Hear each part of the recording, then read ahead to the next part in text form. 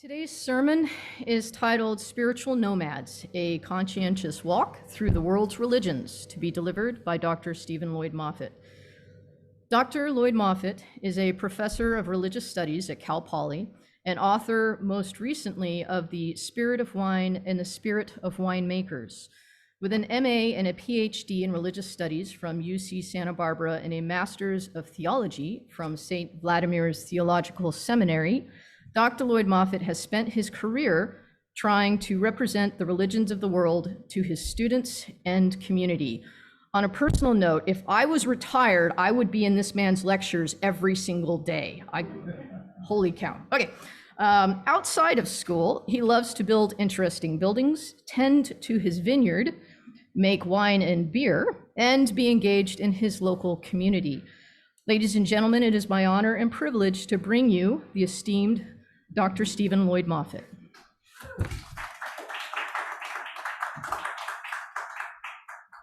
Thank you, Chu and Jen. That was so beautiful. Thank you for singing that. It's so great to see you all again and to get to share with you. I feel like this has become like the laboratory. Wherever I have ideas, I'll try it on the UUs. Perfect. So I've been teaching at Cal Poly now for about 16 years, and sometimes I start to feel old there. I mean, the students always stay the same age, but now the new faculty seem young to me. And I realize, feeling old is always relative. If I start to feel old, I can just walk down the main street in Cambria on any weekday morning, and I feel young. So yeah. But it did occur to me recently that the world changes around me, and I don't always catch up. My son some years ago went over to a friend's house, and it was a new friend, and I said, how was your time? And he said, well, Dad, they had this coolest new machine. It was a phone that was connected to the wall. And it had this curly, wire thing, and we had so much fun. We played all afternoon. Everybody's going to get one of these. And it occurred to me that he had never actually seen a corded phone. And I think soon students will be saying that about phones generally at homes, as fewer and fewer people happen. They'll go the way of the card catalog, the encyclopedias, and 8-track tapes. But I realized this most recently is I've often made this offhand comment that my partner Amy and I don't have a TV. And I use it to my students to explain why I don't get most of their TV references, because we just don't have a TV. And it's not like we're opposed to TV. Like when we go to a hotel or something, we love to turn on the TV and spend an hour to realize there's nothing on to watch. But I think we just don't prioritize having a TV. But a student recently, this past term, pointed out, they said, Dr. Lloyd Moffett, you have a TV, you have a laptop. That's just a TV. You just watch, Netflix. That's my TV. You have a TV. You can't say that. And what I realize is that's right. Any monitor hooked up to the internet now is TV for people. And we have Netflix and Amazon and Hulu and anything else that will give us a free week trial. But my student was pointing out to me, as I thought, that I was kind of stuck in an old conception of how the world worked. Like, to me, a TV meant you had a TV, there's a cable box there, you pay an exorbitant amount of money for mostly channels that you didn't really want to watch. And you may have chosen satellite or which cable provider, but it was all part of a deal. And even that's an old conception. I remember as a kid, when we used to get ABC, NBC, and CBS by antenna, and then in Seattle where I grew up, Fox came, and that meant you had to move your antenna on your roof a little bit to get that. So even my conception, which was stuck in this cable world, is old in that sense. But I realized that just as our relationship to TV has shifted over the years, so perhaps our relationship to religion is stuck in a previous iteration from a previous time. So you see, for most of human history, religion was part of your identity. It was something that was just given to you at birth. So if you were Greek, you were most likely Greek Orthodox. Iranian meant being Shia Muslim. Swedish meant being Lutheran. Irish, Catholic. I mean, it's almost the only thing that went with it, right? It was a package deals. And there were social institutions that sort of kept you in that world. I remember in high school, I grew up on an island that was about 1/3 Jewish, and my high school girlfriend was Jewish. And we realized that actually her mom had gone to school with my dad in the same year in the same high school, and they were friends. We found out after a few months, and my dad's high school in the 1960s or 50s in Seattle was 1/3 African American, 1/3 Asian, and 1/3 white. He had both Bruce Lee and Jimi Hendrix like in his school at the same time. And I asked myself, because I knew most of his girlfriends in high school were Asian. I said, hey, did you ever think of dating, Amy's mom? She's, attractive. He goes, no, you didn't, Jews didn't date out of Judaism. That was just, a no-go. And he, what was strange was interracial dating in 60s Seattle was fine. Interreligious dating was still not. And I bring that up because marriage is one of those institutions that kept our religions pure, right? So, Jewish girls dated Jewish boys and had Jewish babies. Catholics dated Catholics and had Catholic babies. And the reality is for most people, religion has just been part of your birth story and part of your identity. And very few people change their religion over the course of their life. Most studies show that worldwide, about 96% of people died with the religion of the birth. And most of the world's still this way. If you're an Afghani, you're very unlikely you're going to abandon Islam in your life. If you're a Tibetan Buddhist, you are going to be born and die in Tibetan Buddhism. In Pew did a study of 2050, and they have to make assumptions. They assume that 99.4% of people born Muslim will stay Muslim, 99.9% of people born Hindu will stay Hindu, and 98.8% will stay Buddhist. The reality is, for most of us, our religious identity has acted much like nationality. If we're born American, you'll probably likely be an American for your whole life. Even if you spend 30 years in Paris, you're the American in Paris, right? And, we don't say to our kids, okay, as long as you're in my household, you're an American. But once you get 18, you want to choose to be Canadian, that's up to you. If you want to be Mozambican, that's fine. No, your national identity is something that stays with you. It's just part of your unchanging identity. And for most of human history, that has been how religion was. It was just part of your human identity. Well, this has changed. Now, for especially young Americans, and at least over the last 75 years, religion is seen as a choice. We get to choose our religion. It's up to us. It's almost like supporting a sports team.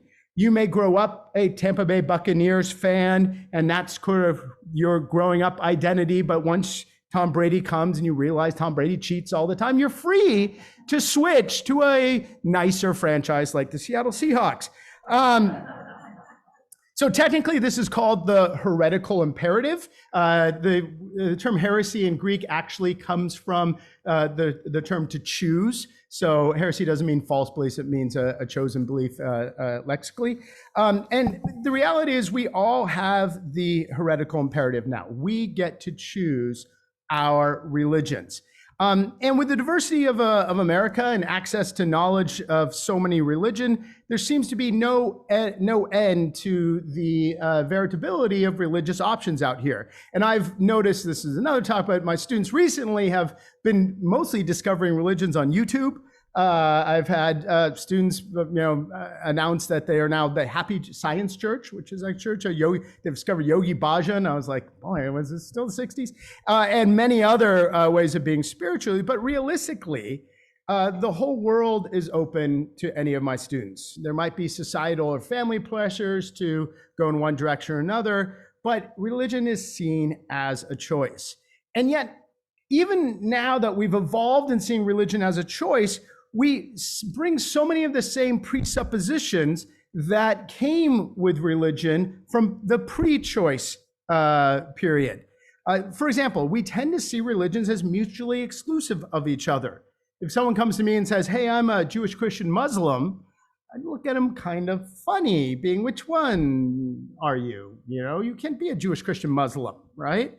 And this way, for most of my students, they continue to see religion as akin to a multiple choice test. There's a lot of different options out there. It's not only A, B, C, and D, but I need to identify the right one, or at least the right one for me. So let's look at a list of religions and their beliefs and identify which one corresponds best to what I believe, and then I'll go in on it. And there's all sorts of books that help you do this. There's sort of like the U.S. News and World Report of colleges now. You know, number one religion for the afterlife is the Church of Jesus Christ of Latter-day Saints, because you get a planet. The number one religion for social life, which I kid you not is actually on the list, the Unitarians, because they have the best potlucks in it if you do it. So, you know, you got that going on the list.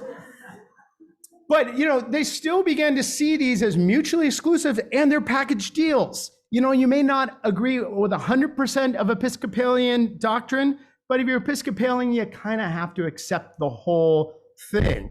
You might not like all the doctrines of Islam, but, you know, it's the closest to what you want to do. So you may have to bite your teeth or smile and nod from time to time, but part of joining a new religion is taking all of it.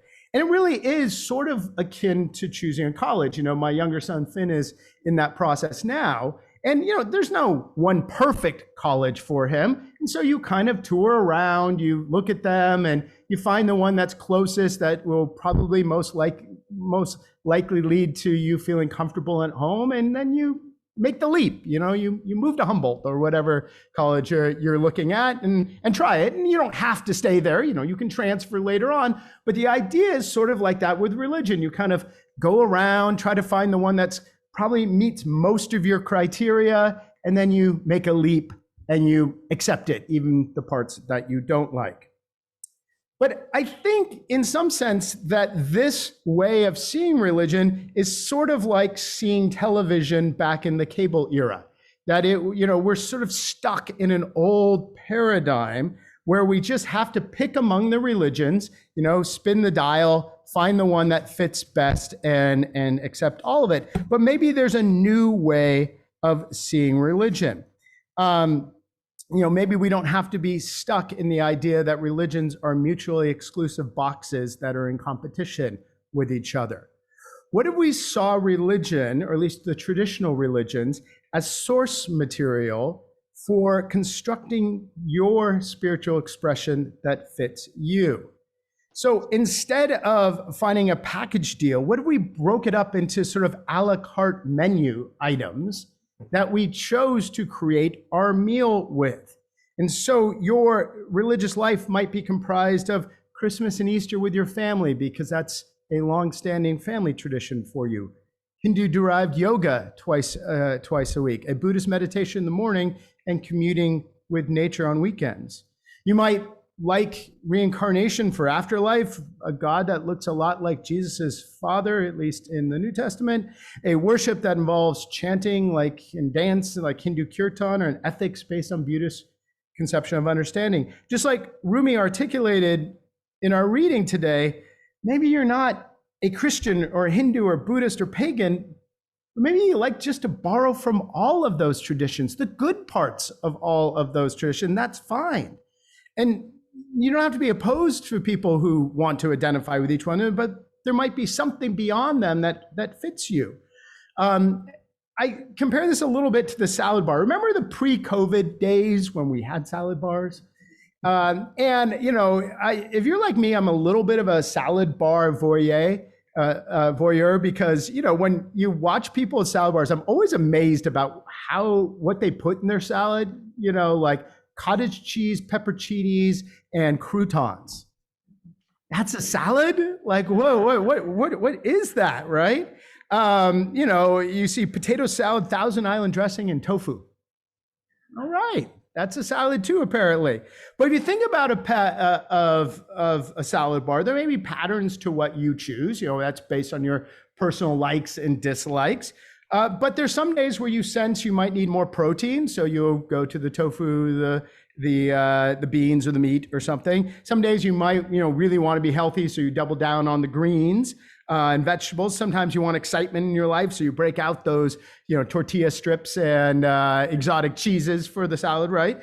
The point is, each of us have different needs and different tastes, and we put on our salad bar plate a mix of items that we hope will satisfy us. And sometimes we miss the mark, but sometimes we create something really interesting. But the truth about the salad bar, if you watch it, is no two people walk away from a salad bar with exactly the same plate.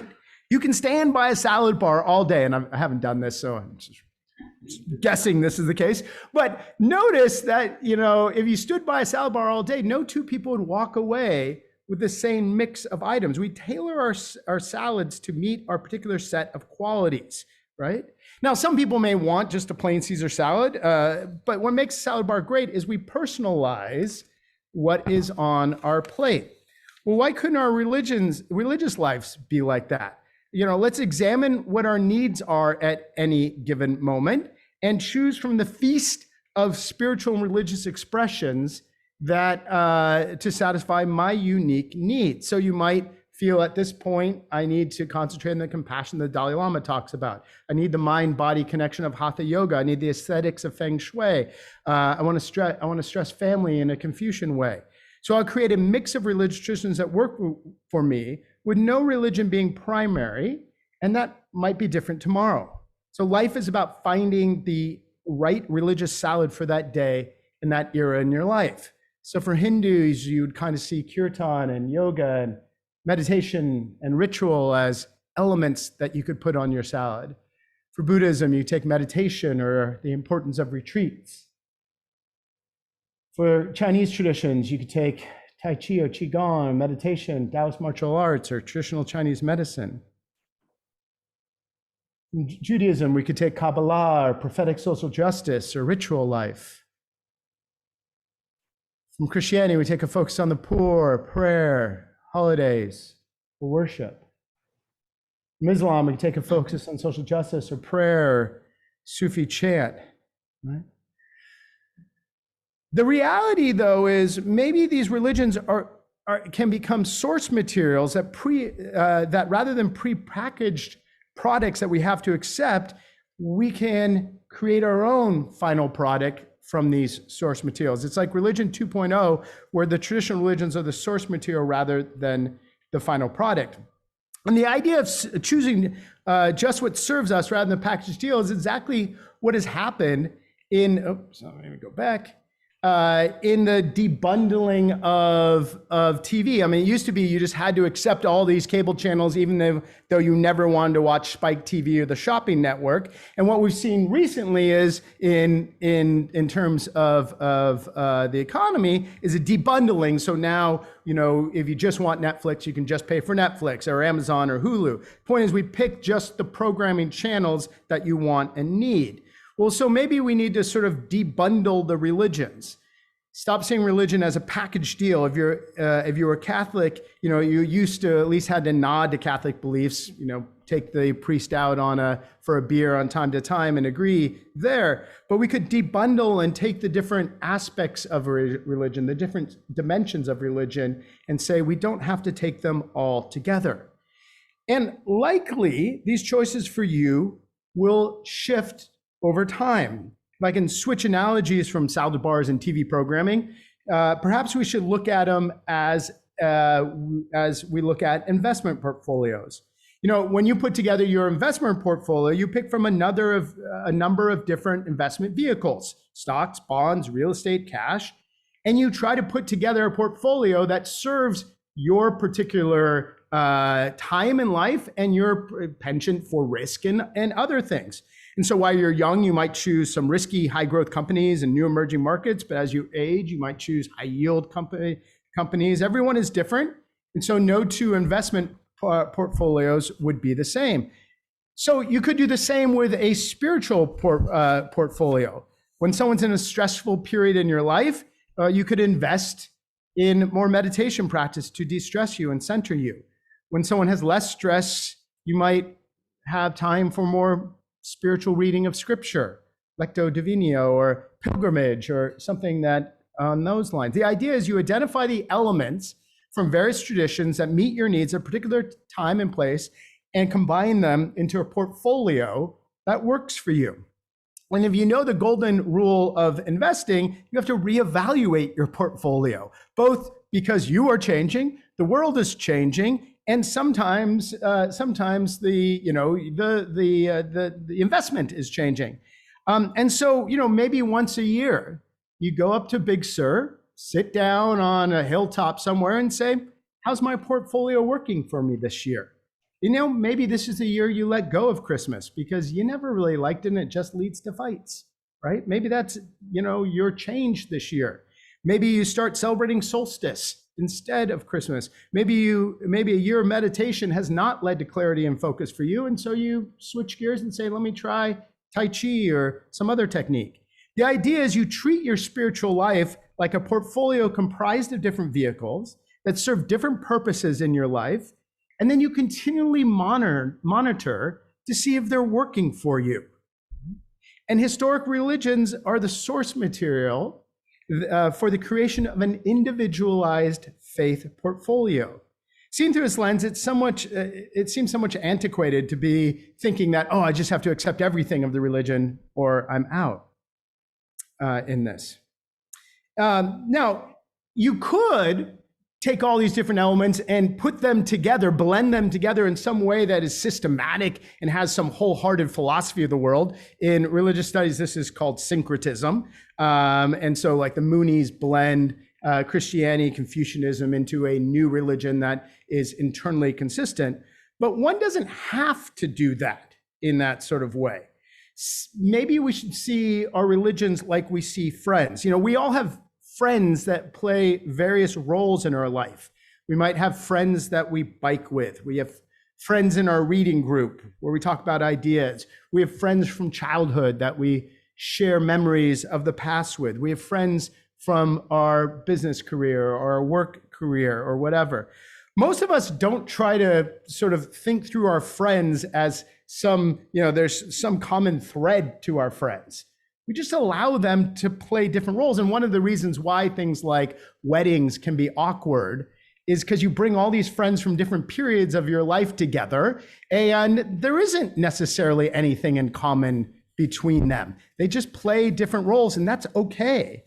Well, maybe you could see the different various elements of religion as friends in your life. They play different roles in your life, and that's okay, even if there's no common thread between them. You don't have to say, why did I like these people in my work environment, and yet I like a very different kind of person in my exercise environment? You don't have to do that. You don't have to do that with religious ideas. Now, I don't want to suggest that, you have sort of multiple spiritual personality disorder, which would be something like, hey, I am Joe Catholic when I'm with Catholics, and I am, Joe Buddhist when I'm with Buddhists, and I'm just like two different people. I know this isn't part of the DSM yet, but unintegrated people who shift identities in unhealthy ways. No, but spiritual fluidity should come from some foundational self-knowledge and acceptance of a spiritual identity that is just complicated. You embrace various elements of various traditions and you choose not to identify with any single one of them, and that's okay. But it takes a level of psychological maturity to hold that sort of complex identity together. But I admit that for some people, it's better than trying to force your identity into a box that doesn't fit. Now, I'm fully aware that there's a lot of religious traditions who might not like breaking up their faith into divisions and dimensions and stealing parts of it and cherry picking other parts. I mean, the Catholic Church might just say, hey, you can't celebrate, Christmas and embrace reincarnation and Tai Chi. Like, no, it's a full thing. Buddhist teacher might say, recognize spirit in the trees is inconsistent with Buddhist doctrine. Hindu leaders might not get excited about Sufi dance or Christian prayer. But the reality is, in today's world, the religious leaders cannot effectively control the flow of information and control the boundaries. Religious ideas are just not copyrightable in general.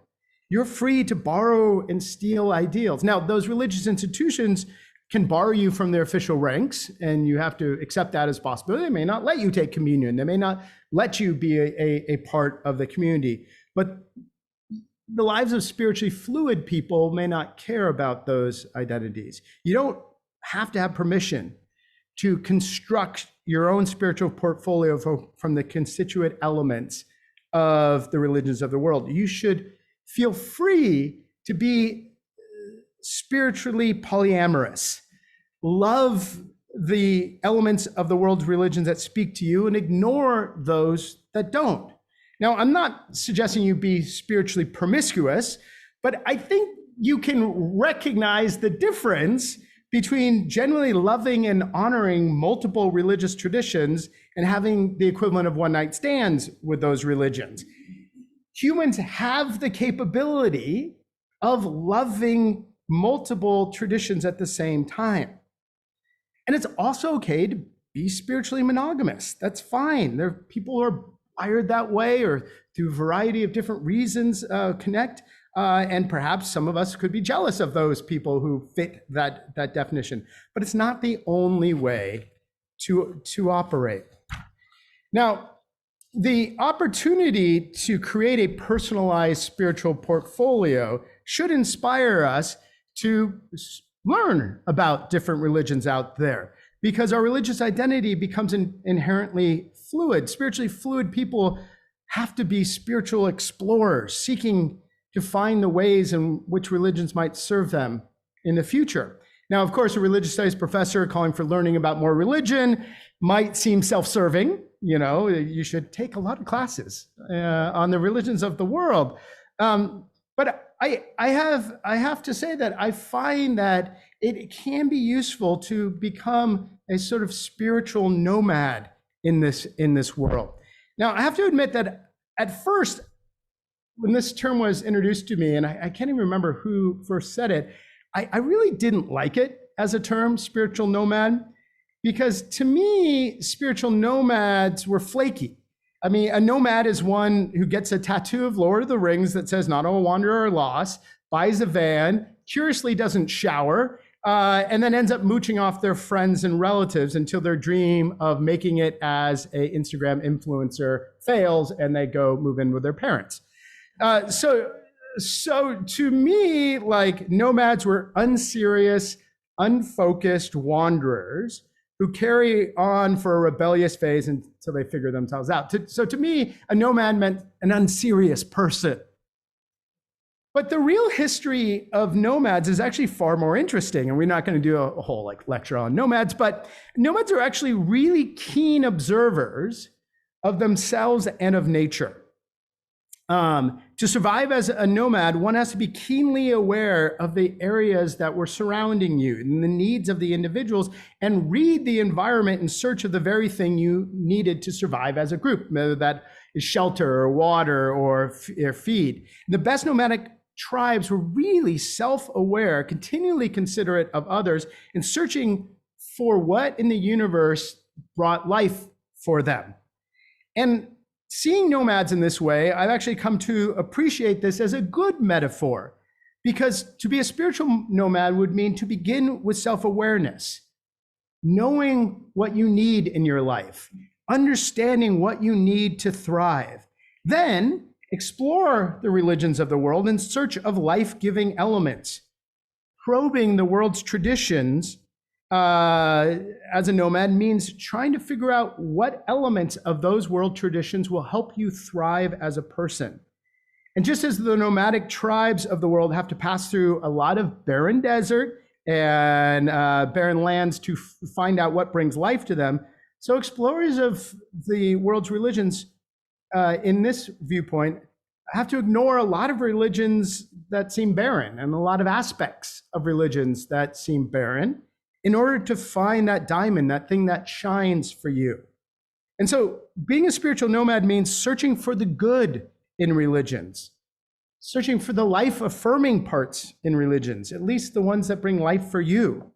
You don't have to tear down religion or focus on the negative, but you're in search of the positive, in search of what in various traditions can be harnessed for good in your life, and through that extension to the life of others. And to me, this is a very healthy way of approaching the religions of the world. We're conscientiously looking for life in all these different traditions and willing to ignore the elements that have historically not brought life to people, right? Seeing for life. Now, I have to say that the big downside of this and my worry of sort of encouraging this is that it can be very lonely, because religion was part of those things that brought people together, that created community. We have a shared set of beliefs, and yeah, not everybody believed all of it, but we believed enough of it that we could gather together. And I fear that if we create sort of individualized spiritual portfolios, what brings us together? And to me, this has always been what's the best thing about the Unitarians, like your community, is because for Unitarians, it is that search for good in a tradition that is what brings people together, not what you find in it. So what binds us together is, as the UU fourth principle say, it's a free and responsible search for truth and meaning, which is made possible by the third principle, the acceptance of one another, encouragement of spiritual growth in the congregation. And so I think as we move forward, and if this becomes a way of seeing the world, the UU Fellowship can be a community of spiritual nomads, each encouraging responsible search of the religious traditions of the world to find the positive elements, to find the life-affirming elements, to share them with each other, and thus to grow in the faith. Such a glorious endeavor might not be as cool as corded telephones, but it strikes me as a possible future for people of all ages and everywhere. Thanks.